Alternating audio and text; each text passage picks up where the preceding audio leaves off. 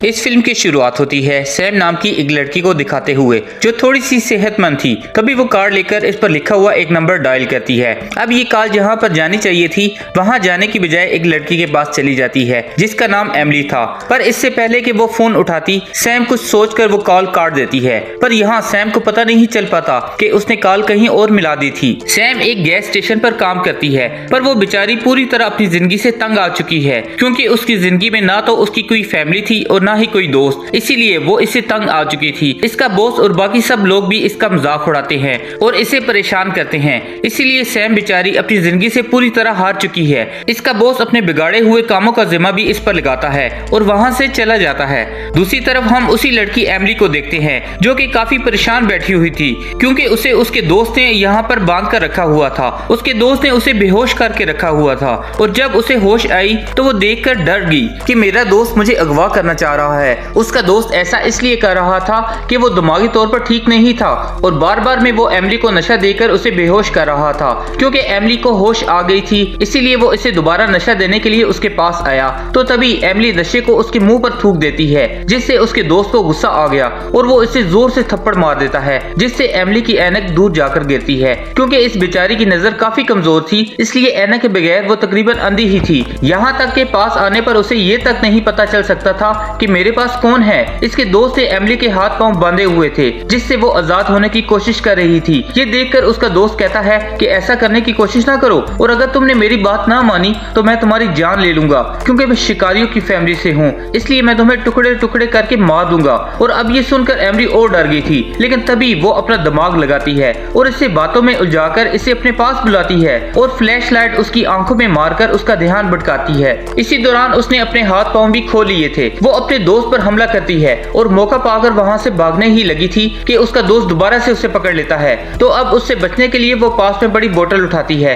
और उससे हमला करके अपने दोस्त को काफी बुरा मारती है जिससे वो काफी जख्मी हो गया था। तभी मौका देखकर वो वहां से भाग जाती है। अब सबसे बड़ी बात कि उसने अपनी ऐनक अभी तक नहीं ली थी क्योंकि ऐनक से ज्यादा उसे अपनी जान की परवाह थी और एक वजह ये भी थी कि किसी तरह वो ऐनक के बगैर भी मैनेज कर लिया करती थी। उधर सैम जब अपने काम में बिजी थी तो उसके पास काफी घमंडी औरत आती है। इसने अपनी गलती की वजह से गाड़ी में गैस हद से ज्यादा भर ली थी जिसकी वजह से गाड़ी में मसला हो गया था। पर इस बात के लिए वो सैम को कसूरवार कहती है। वो उसकी काफी बेइज्जती करती है और कहती है कि मैं तुम्हारा गैस स्टेशन बंद करवा दूंगी। इससे भी इसका दिल नहीं भरता तो वो अपने सारे पैसे वापस ले लेती है और कुछ कैंडीज और टॉफीज लेकर सैम की और बेइज्जती करती है और वो बेचारी हमेशा की तरह कुछ भी नहीं कर पाती। अब एमिली घर से निकलकर कुछ दूर आ गई थी। इसका फोन उसके पास ही था लेकिन उसे कुछ भी ठीक से दिखाई नहीं दे पा रहा था। पर जैसे तैसे वो हेल्पलाइन पर मदद के लिए कॉल तो मिला लेती है पर उसे एक मसला था, उसे अपनी लोकेशन का नहीं पता था कि इस वक्त वो कहां पर है। इसके मोबाइल की लोकेशन भी बंद थी जिसे वो अब नहीं खोल पा रही थी। अब ये सारी बातें वो हेल्पलाइन ऑपरेटर को बता देती है जिस पर ऑपरेटर उसे कहता है कि हमें 1 घंटा चाहिए आपकी मदद करने के लिए ताकि हम आपकी लोकेशन का पता लगवा सके, जिसके बाद हम मदद भेज देंगे। पर ये सुनकर एमिली काफी परेशान हो गई थी क्योंकि 1 घंटा बहुत ज्यादा था और इस टाइम में कुछ भी हो सकता था। इसी दौरान उसके दोस्त को होश आ गई थी और वो किसी भी लम्हे इस पर हमला करने के लिए आता ही होगा। इसे कुछ समझ नहीं आती इसलिए वो दोबारा से अपना मोबाइल लेती है और डायल्ड नंबर्स देखती है और इसमें से आखिरी नंबर पर वो जैसे तैसे कॉल मिला लेती है जो नंबर और किसी का नहीं बल्कि सैम का था।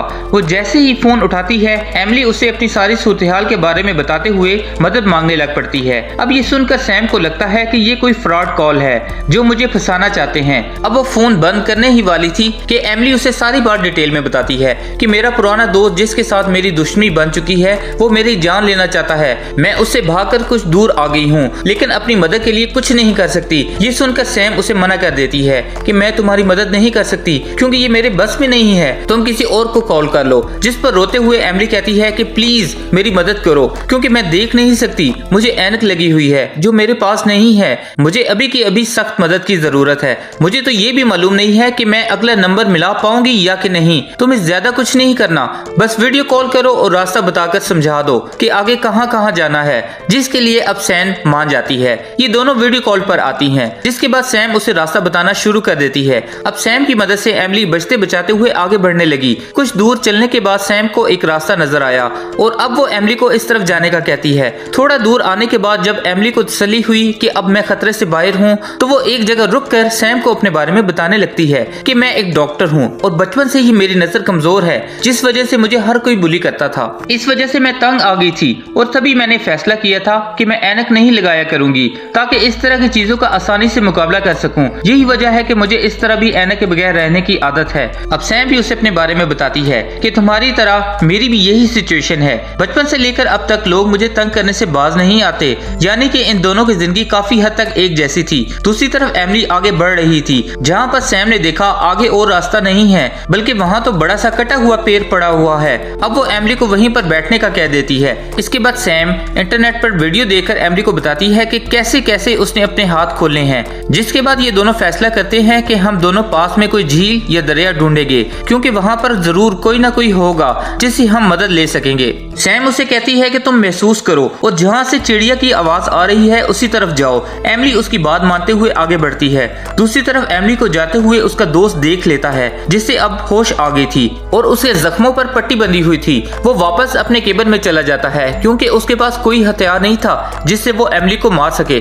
दूसरी तरफ एमिली बताती है कि उसकी मॉम एक नर्स थी, इसी वजह से वो एक डॉक्टर बनी ताकि हम दोनों मिलकर काम करें और हमेशा एक साथ रहें। अब मैं डॉक्टर बनकर अपनी मॉम का अच्छे से ख्याल तो रखती हूँ, पर उन्हें टाइम नहीं दे पाती क्योंकि मेरी रूटीन बहुत टफ है। सैम को उसकी बातें सुनकर अपनी मॉम की याद आने लगी थी। वो उसे बताती है कि मैं एक गैस स्टेशन में काम करती हूँ और अपनी मॉम के लिए बहुत मेहनत करती हूँ। मैंने उनके लिए अपनी पढ़ाई तक छोड़ दी थी क्योंकि उनकी सेहत ठीक नहीं थी, इसलिए मैं समझ सकती हूँ कि मॉम जिंदगी में कितनी जरूरी होती है। जो कहकर वो भी काफी ज्यादा जज्बाती हो गई थी। अब उसे एमिली संभालती है। सैम ने अपना मोबाइल चार्जिंग पर लगाया हुआ था। जैसे ही वो उठी उसके मोबाइल की पिन टूटकर फोन के अंदर रह गई थी, जिससे निकालने की वो बहुत कोशिश करती है लेकिन नाकाम रहती है। ऐसा करते हुए उसे खुद भी काफी चोट लग गई थी। दूसरी तरफ एमिली आगे बढ़ने की कोशिश कर रही थी। अचानक से उसका पांव फिसला और वो एक गड्ढे में जाकर गिर गई थी। इसी दौरान एमिली को ढूंढते हुए उसका दोस्त भी आ जाता है, जिसकी गाड़ी देखकर सैम उसे उसके बारे में बताती है, पर उसका दोस्त गाड़ी उधर ही खड़ी करके वहाँ से चला गया था। ये देखकर एमिली कहती है, मुझे एक आइडिया आया है, मैं इसकी गाड़ी लेकर वहाँ से निकल जाती हूँ। लेकिन सैम को ये काम रिस्की लग रहा था और वो उसे मना करती है, लेकिन एमिली इसकी बात नहीं मानती और जाकर गाड़ी में बैठ जाती है। वो अब सैम की मदद से मौका पाकर गाड़ी से अपने दोस्त को हिट करती है, जिससे वो जख्मी होकर नीचे गिर जाता है। लेकिन इसी दौरान गाड़ी का भी एक्सीडेंट हो जाता है और वो खराब हो जाती है। अब एमिली को पैदल ही आगे चलना था, लेकिन जाने से पहले सैम उसे कहती है कि अपने दोस्त को चेक करो, कहीं वो मर तो नहीं गया। लेकिन उसे चेक करने पर पता चलता है कि वो तो सिर्फ बेहोश हुआ है। लेकिन इसकी शक्ल देखकर एमिली को गुस्सा आ गया था। अब वो वहाँ पर पड़े कांच के टुकड़े से उसे मारने का सोच ही रही थी, लेकिन सैम उसे ऐसा करने से रोक देती है कि रुक जाओ, मत करो ऐसा, तुम बहुत अच्छी हो। जिस पर एमिली कहती है कि मैं जानती हूँ कि किसी की जान लेना अच्छी बात नहीं है, लेकिन इस शख्स ने मेरी जिंदगी को अजाब बना दिया है और अब मैं सिर्फ तुम्हारे कहने पर रुक रही हूँ। इतना कहने पर उसने अपना इरादा बदल लिया और कांच के टुकड़े को वो अपनी जेब में रख लेती है, जिसके बाद वो आगे बढ़ने लगती है। अब उसी वक्त सैम उसे बताती है कि ओ शिट, मेरे मोबाइल की बैटरी लो हो गई है। जो कहकर वो मोबाइल से पिन निकालने के लिए कोई चीज ढूंढती है और साथ ही में वो दूसरे मोबाइल को भी ढूंढती है। अब वो एक कार्ड पर इसका नंबर भी लिख लेती है ताकि वो एमिली की मदद कर सके। इसी दौरान सैम का फोन बंद हो जाता है और अब एमिली बहुत घबरा गई थी और उससे बहुत डर लग रहा था। दूसरी तरफ गैस स्टेशन पर वही बदतमीज औरत आ गई थी क्योंकि वो गलती से अपना कार्ड यहीं पर भूल गई थी। वो आते ही सैम को फिर से बातें सुनाना शुरू कर देती है, लेकिन सैम उसे फोन मांगती है और बताती है कि एक लड़की एमिली मुसीबत में है, उसे मदद चाहिए और मैंने इसकी मदद करनी है। पर वो औरत जो बहुत घमंडी थी वो उसे साफ साफ मना कर देती है। अब सैम को समझ आ गई थी कि वो इतनी आसानी से मानने वाली नहीं है, इसीलिए सैम उसका फोन छीन कर काउंटर रूम में भाग जाती है और अंदर से दरवाजा बंद कर लेती है। ये देखकर उस औरत को बहुत गुस्सा आया। वो सैम को बहुत बुरा भला कहती है और उसे मारने की धमकी भी देती है, लेकिन सैम को उसकी बातों का कोई असर नहीं हो रहा था क्योंकि वो तो बस एमिली की मदद करना चाह रही थी। लेकिन इसी दौरान उसे याद आया कि जिस कार्ड पर उसने एमिली का नंबर लिखा था वो तो बाहर ही रह गया है, इसलिए वो आराम से बाहर जाती है और अपने फोन से औरत को पागल बनाकर उसका ध्यान भटकाती है और फिर बड़ी आसानी से वापस काउंटर रूम में आ जाती है। अब ये देखकर उस औरत का गुस्सा और बढ़ जाता है और वो वापस गाड़ी में अपने हस्बैंड के पास चली जाती है उधर एमिली जैसे तैसे एक चट्टान के ऊपर आ गई थी जिसके नीचे एक रिवर था, जिसे ढूंढते हुए वहाँ पर उसका दोस्त भी आ जाता है जो उसे बुरा भला कहने लग पड़ता है। वो एमिली की मॉम का नाम लेकर उसे बुरा भला कहता है। ये सुनकर एमिली भड़क गई। वो उस पर अपनी भड़ास निकालती है जिसकी वजह से उसके दोस्त को गुस्सा आ गया था और वो इस पर हमला करने के लिए आगे बढ़ा, पर ये देखकर एमिली कुछ पीछे हट गई और उसका पैर फिसल गया और वो नीचे रिवर में जा गिरती है और ऐसा होने से उसकी अपने दोस्त से जान छूट जाती है। अब वो पानी में तैरकर काफी दूर एक किनारे में आ जाती है। अब बाहर निकलकर वो वहीं पर लेट जाती है क्योंकि वो काफी जख्मी होने की वजह से थक चुकी थी। तभी एमिली के पास सैम की कॉल आ गई थी जिससे वो कहती है अब मैं नहीं बच पाऊंगी, मैं हिम्मत हार चुकी हूँ और मैंने अपनी मौत को भी कबूल कर लिया है, ये सारा कसूर मेरी किस्मत का है। तभी सैम उसे कहती है कि तुम अपनी जगह ठीक हो, तुम्हारा कोई कसूर नहीं है। अब वो एमिली की टूटती हुई हिम्मत को जोड़ने में लगी रहती है, पर एमिली पूरी तरह हार चुकी थी। अब वो सैम को कहती है कि मेरी एक नंबर पर बात करवा दो प्लीज, जिस पर सैम ने ऐसा ही किया। वो एक नंबर डायल करती है जो कि एमिली की मॉम का था। अब वो अपनी मॉम से माफी मांगती है, वो उनसे अपने बर्ताव की माफी मांगती है और उनसे दूर रहने की माफी मांगती है और ये सब उसने अपने दोस्त की वजह से किया था जो आज उसी की जान का दुश्मन बन चुका था। आज वो आखिरी बार अपनी मॉम से माफी मांगती है जिसके बाद उसकी मॉम की कॉल कट हो जाती है। अब सैम उसे हिम्मत दिलाती है और कहती है कि कैसे भी करके तुमने अपनी जान बचानी है, जो कहकर सैम उसे अपनी कहानी बताने लग पड़ी थी कि जब मेरी मॉम बीमार थी तो मैं उनका ख्याल रखते रखते तंग आ गई थी। मैं एक दिन वाइन पीने बाहर गई और जब मैं वापस आई तो मेरी मॉम मर चुकी थी। मैं उनकी मौत का जिम्मेदार खुद को मानती थी जिसका पछतावा मुझे आज तक है, इसलिए आज तुम्हें बचाने का मौका मैं नहीं छोड़ सकती। कहीं ऐसा ना हो कि कल तुम्हारी वजह से भी मुझको पछताना पड़े। इसकी ये बातें सुनकर एमिली में हिम्मत आई। अब उसकी वजह से वो दोबारा उठी और एक बार फिर आगे बढ़ना शुरू कर देती है। उसे एक शेड दिखाई दिया। इस वक्त तक उसका दोस्त भी यहाँ पर आ गया था, जिससे बचने के लिए वो शेड के अंदर चली गई और मदद का सामान ढूंढने लगती है, पर यहाँ पर केमिकल्स के अलावा और कुछ नहीं था। उधर सैम के लिए मुश्किलात बढ़ती जा रही थी क्योंकि एक तरफ उसे एमिली की मदद करने के लिए गाइड करना था कि उसे कहाँ कहाँ जाना है और क्या क्या करना है। दूसरी तरफ वो घमंडी औरत अपने हस्बैंड के साथ आ चुकी थी और इन दोनों के पास गन थी, जिसे देखकर अब सैम भी डरने लगती है। वो दोनों मेन डोर तोड़कर अंदर आ जाते हैं और वो सैम को काउंटर रूम का दरवाजा खोलने का कहते हैं। इतनी देर में सैम का बॉस भी आ गया था। वो भी सैम को काउंटर रूम का दरवाजा खोलने का कह रहा था और अगर उसने ऐसा ना किया तो वो उसे नौकरी से निकाल देगा। और इन सारी मुश्किलात में भी सैम एमिली को अकेला नहीं छोड़ सकती थी क्योंकि अगर उसने दरवाजा खोलकर मोबाइल दे दिया तो वो उसकी मदद नहीं कर पाएगी। इसीलिए आज वो किसी भी चीज की परवाह नहीं करती है। सैम को एक आइडिया आया। वो एमिली को कहती है कि यहाँ पर शोर है जिसकी आवाज तुम्हारे फोन के स्पीकर में आ सकती है और इस शोर की आवाज सुनकर तुम्हारा दोस्त तुम्हें ढूंढते हुए वहाँ आ सकता है।